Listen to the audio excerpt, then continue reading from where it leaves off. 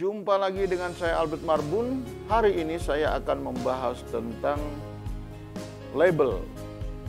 Tapi kita hanya fokus pada identitas produk. Apa saja itu? Ikuti terus. Pada video kali ini kita akan membahas bagian terpenting dari label, yaitu identitas produk. Apa saja identitas produk yang ada di label? Saya selalu menyebut paling tidak ada merek, ada nama produk dan nama usaha. Nah, di beberapa produk yang saya lihat, kebetulan saya melihat di sebuah pameran produk usaha mikro kecil, ternyata masih banyak yang masih rancu, bahkan mungkin bimbang, ragu, galau, bahkan mungkin tidak tahu antara merek, nama usaha, nama produk. Nah, kali ini kita bahas itu saja dulu, karena itu sangat penting di dalam mengembangkan produk. Ini beberapa produk yang saya beli di pameran, ya. Kita mulai dari produk ini. Ya, coba dilihat. Jadi yang disebut label itu ini, ya, ini bisa ditempel, bisa dicetak, bisa juga dimasukkan ke dalam kalau plastiknya transparan. Nah, poin yang kita sebut tadi identitas adalah satu merek. Kita lihat di sini, ya, kalau kita lihat ada Demen, tulisannya Demen, ya, ada logonya, ada grafisnya, ada fontnya. Karena logo itu terdiri dari itu, grafis dan font. Demen, ini berarti nama brandnya, ya, Demen. Lalu kemudian ada tulisan cemilan, ini mungkin bisa disebut juga ini sebagai tagline. Choco Cashew, ini mungkin juga sebagai penarik saja. Tapi yang disebut juga nama produk itu kissing, cookies kering, karena produknya cookies, ya. Lalu nama usahanya atau produsennya diproduksi oleh Chia Kitchen. Jadi dia ada komplit 3. Cuman kalau kita lihat adalah yang paling eye catching dari gambar ini, dari label ini adalah mungkin ini, ya, kissing, karena dia di spot gitu, ya, di capture seperti ini, sehingga dia lebih eye catching, lebih mencolok mata gitu, ya, dibanding Demen.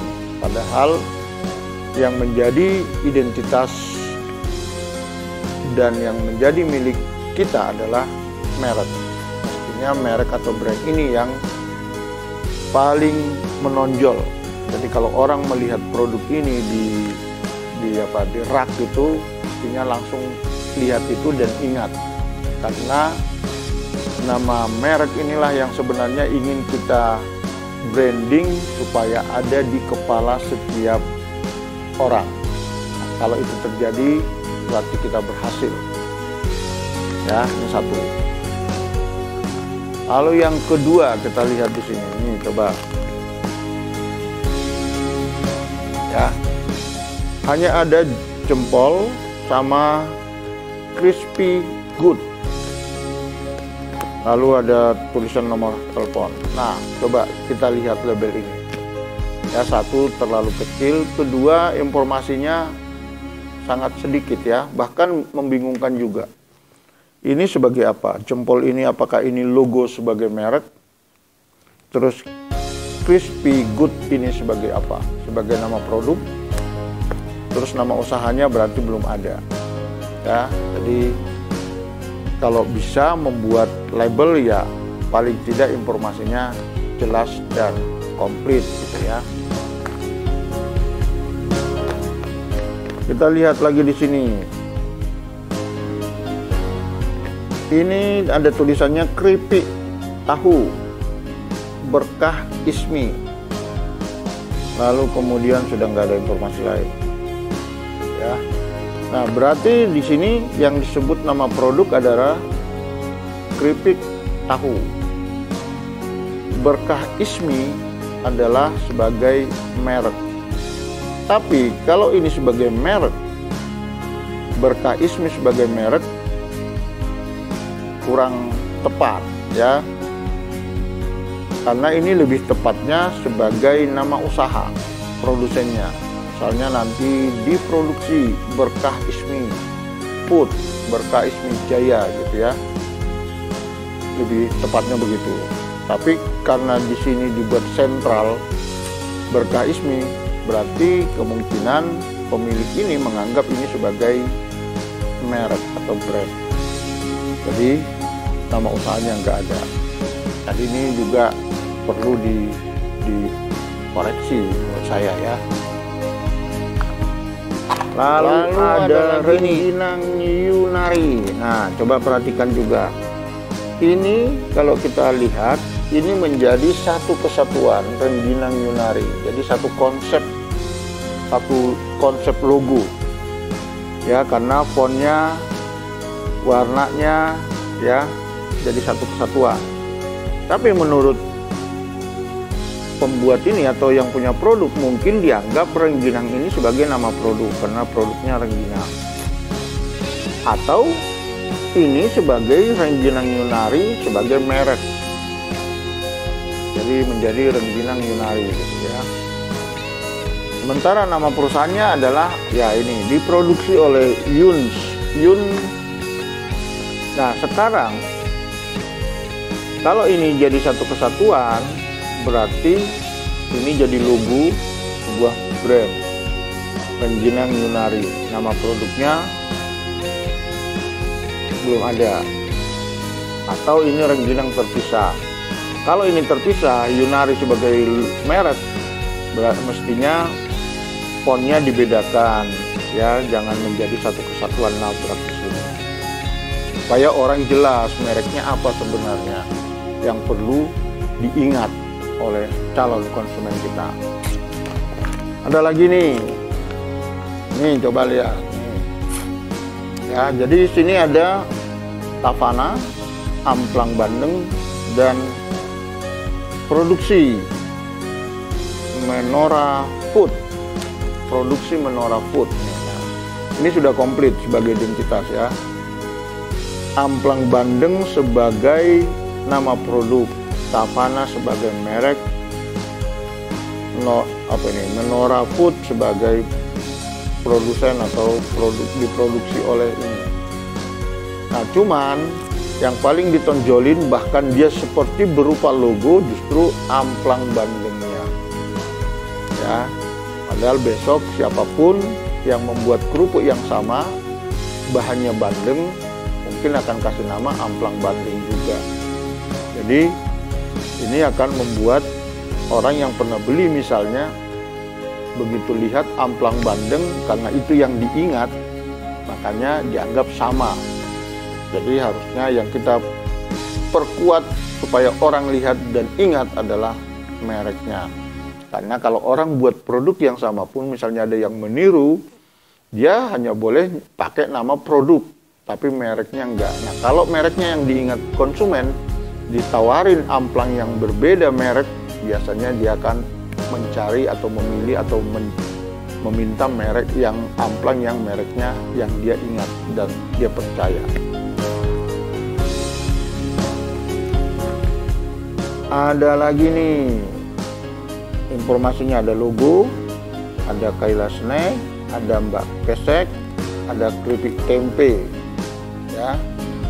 Terus ada di bawahnya diproduksi Kaila Snack Semarang, Indonesia. Nah, dia 3 informasi itu sebagai identitasnya dia udah punya. Dia punya nama perusahaan, tapi ini di atas ditaruh tetap Mbak Pesek sebagai merek, jelas, jadi sudah eye catching, orang lihatnya lebih mudah Mbak Peseknya dibanding keripik tempenya ya. Dan fontnya kan dibedakan, jadi berarti kan benar-benar terpisah, memisahkan ini merek, ini nama produk. Nah, ini sudah tepat susunan, baik besar hurufnya maupun penempatannya seperti itu ya. Kita lanjut guys, sini ada keripik tempe sagu ya, oleh-oleh Semarang, kemudian diproduksi Fatima Snack. Jadi nama produsennya sudah ada, sudah benar. Nah, keripik tempe sagunya nih yang menonjol, nama produknya malah yang dibuat menonjol hurufnya, bahkan dibuat dengan font yang unik, tapi nama mereknya malah tidak ada ya. Jadi keripik tempe akan sama dengan keripik tempe yang lain karena tidak ada nama brand sebagai pembeda. Nah, ada lagi nih.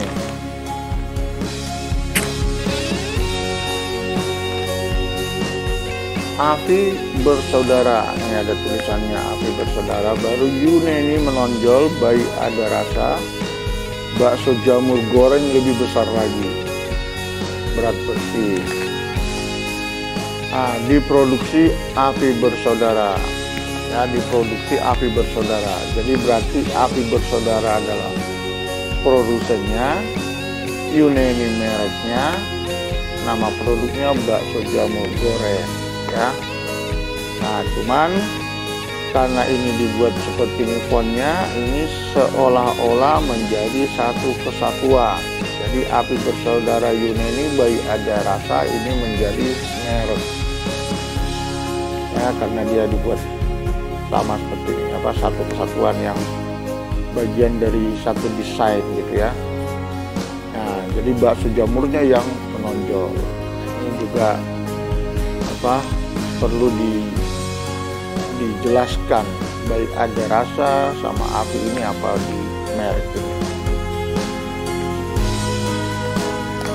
Ini ada nih apa lagi nih? Nah, ada Mulia keripik pisang renyah dan gurih, diproduksi oleh Mulia Snack. Mulia Snack sebagai produsen sudah tepat ya. Nah, tinggal di sini nama produknya apa nih? Mulia keripik pisang atau Mulia kemudian keripik pisang sebagai nama produk, Mulia sebagai merek.